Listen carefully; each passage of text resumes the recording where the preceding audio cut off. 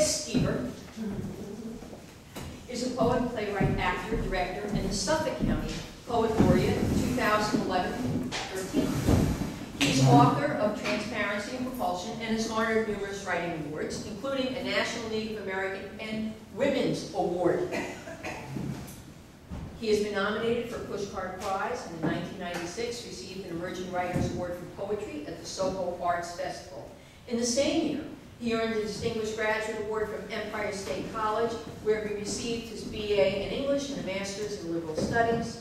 He also holds an associate's degree from Suffolk Community College, where he's taught as an assistant professor since 1999.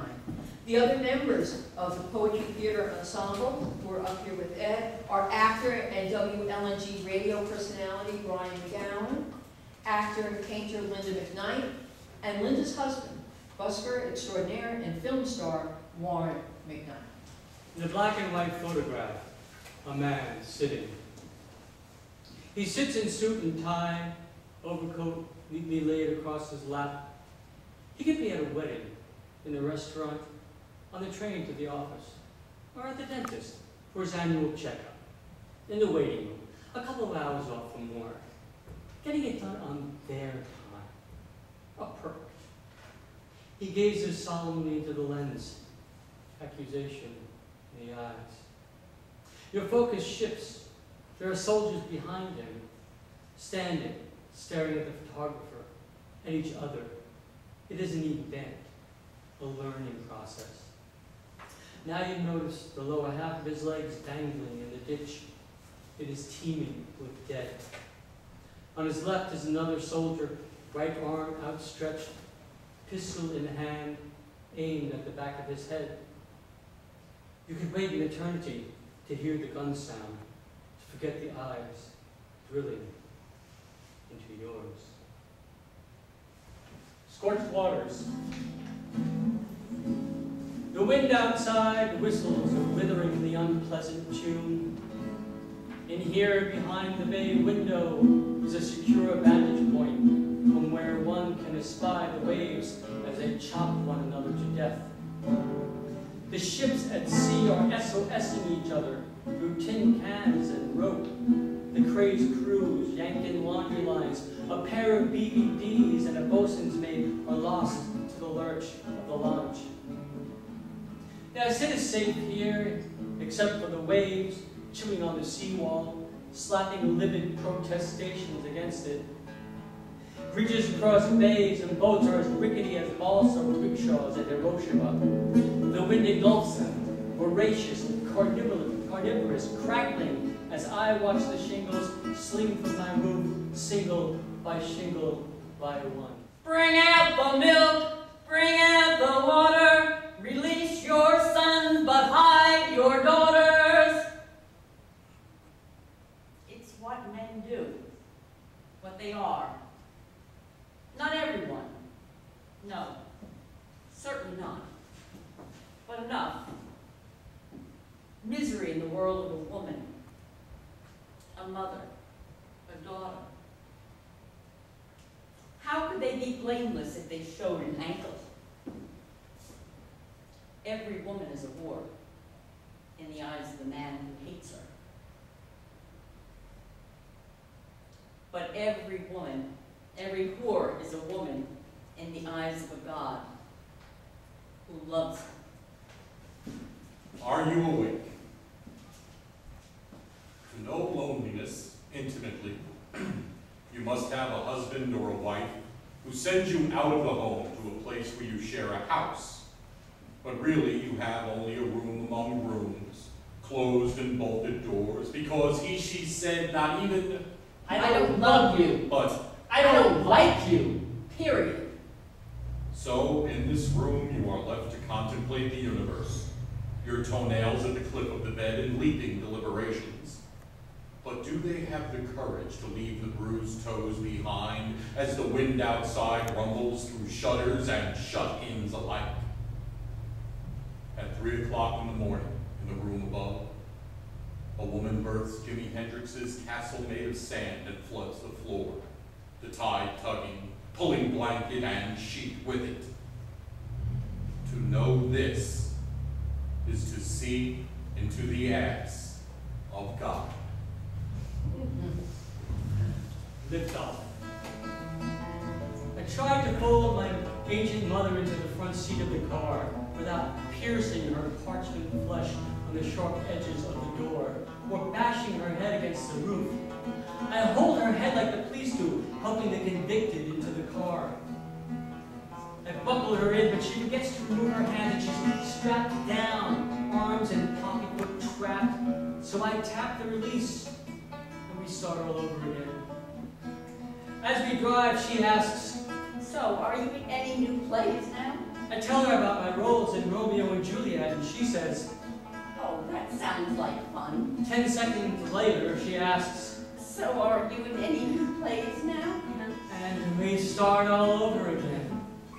We arrive at my sister's house to see my brother in from California for obvious reasons. I open my mother's door, pull feet and legs out, hoping her upper body pivots too without her cracking in half. I try to place her feet in the driveway for proper balance, but she says, No, that's not right. and we start all over again. I clutch her beneath broken pinions and say, 1, 2, 3, and lift! But life persists. She collapses back into the seat, and we start all over again. We succeed on our second attempt at, we have liftoff! And as I shuttle her to the house under the cold, black blanket of the night, the ancient stars in their youth mock us with their brilliance. I hope the Buddhists and Hindus are right about reincarnation, and that we can start all over again. This time my mother is a sleek and bounding gazelle. The memory of water. I'm in the public bathroom at the mall, standing at the urinal to the right of an elderly gentleman. I finish my business, zip up, flush, and I'm on my way to the sink when the old guy stumbles back and turns slightly to his right, his turgid manhood pinched among his thumb, index, and middle finger, pointing like a compass to the future. And I think, here we go, some old pervert, when I see his face and know. Alzheimer's. I watch him squint, trying to focus on something behind him. Something beyond the cement walls of this bathroom, beyond the food court pimpled with teenagers, the adjoining Home Depot with middle-aged men on the prowl for power tools. Something that races out across the parking lot, soars above the barrier beach and the white lighthouse, erect for hundreds of years out over the Atlantic Ocean, where it plunges beneath riotous, surging surf, fermenting currents, colliding temperatures, thrashing one into the other. I turn away, have to leave. I can't even wash my hands. Travels without maps. It's nighttime, and we ride the darkened train through Mexico, along the crest of a wandering mountain range. Rocked to near sleep, we gaze at graveyards and valleys below, where sporadic headstones have been illuminated with incandescent whites and yellows. A king-size bed, fiery blue quilt turned down, straddles an open grave surrounded by pastel flowers. The train, traveling west, now loops east and click-clacks over blackened track. We traverse a bridge, and in the notch below, see a haloed infant surrounded by kneeling figures, phosphorescent as Dresden. It is then she caresses me. I spring to life. Can you hear it? I hear the train a-coming.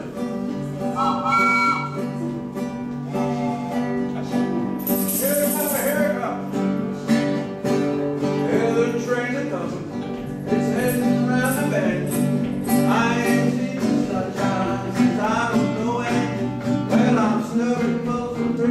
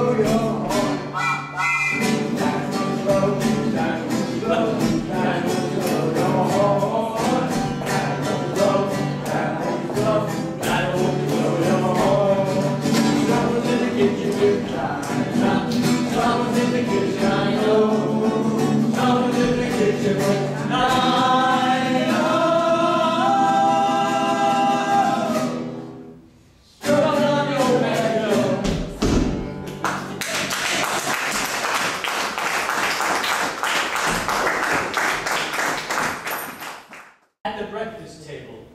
Her.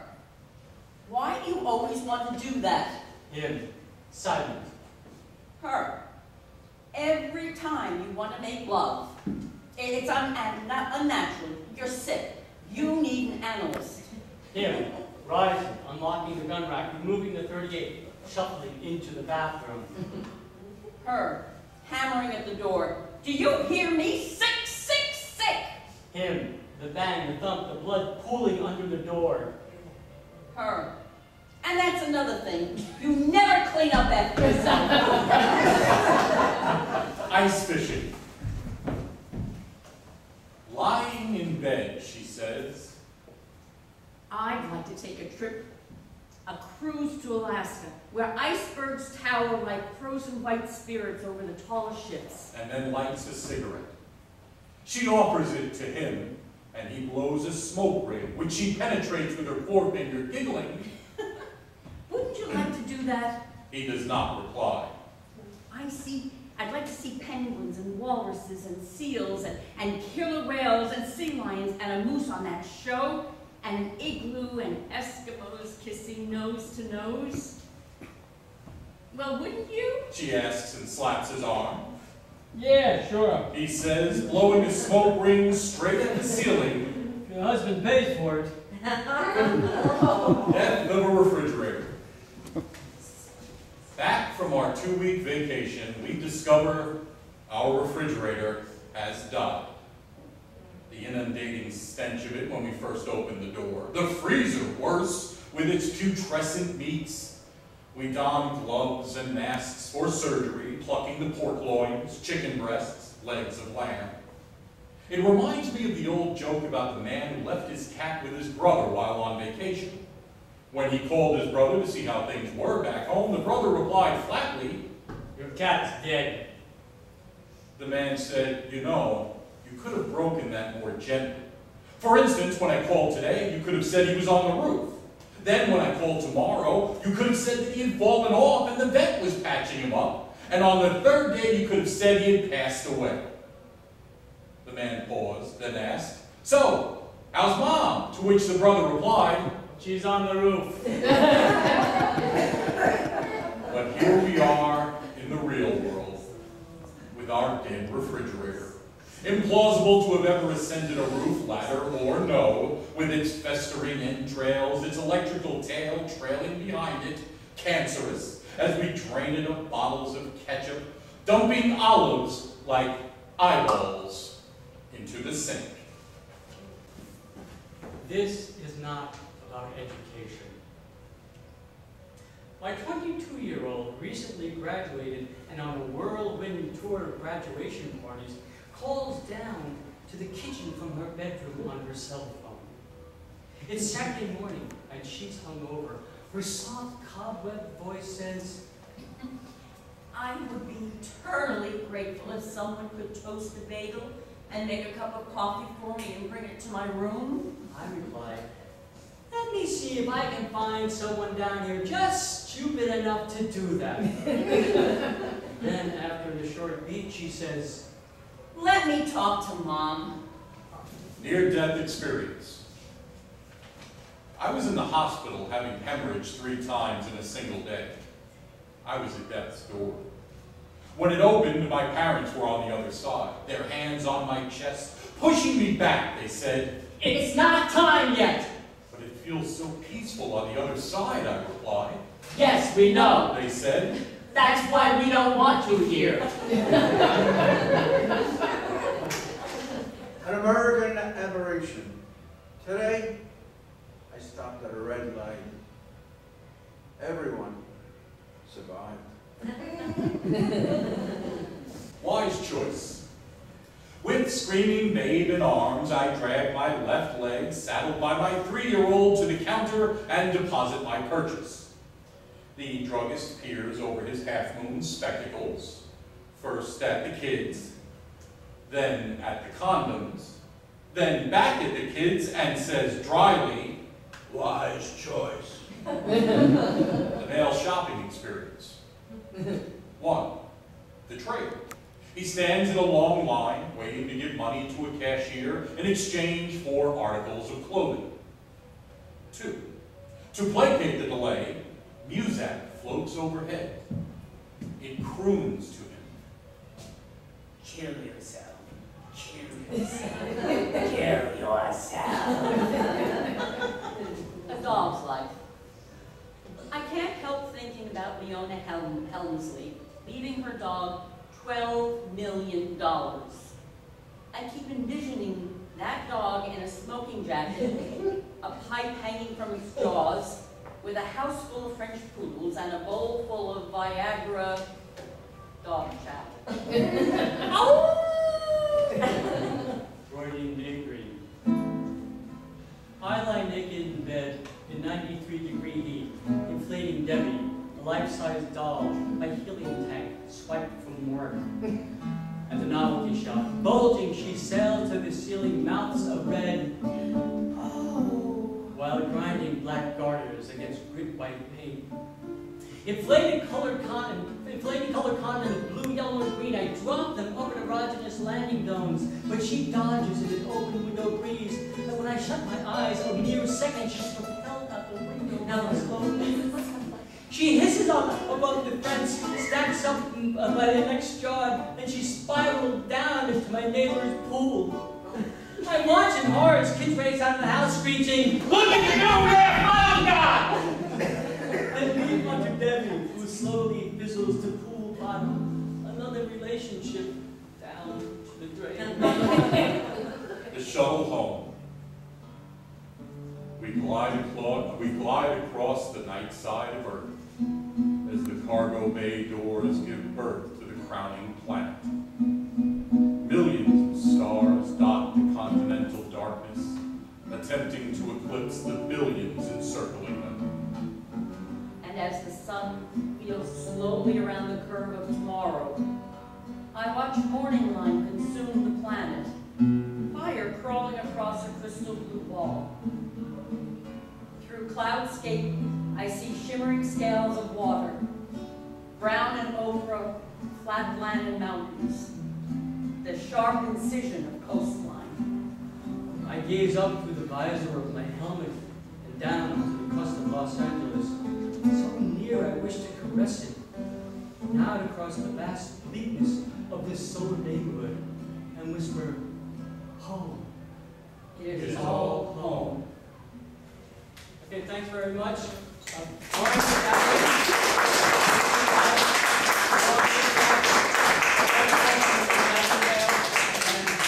And I'm the only one who, I'm 90% Irish, but I'm not American. Anyway, thanks very much for coming, I appreciate it. And I'm sure the Fringe Festival and the RSVP Animal Rescue and Welfare people appreciate it. Thanks very much.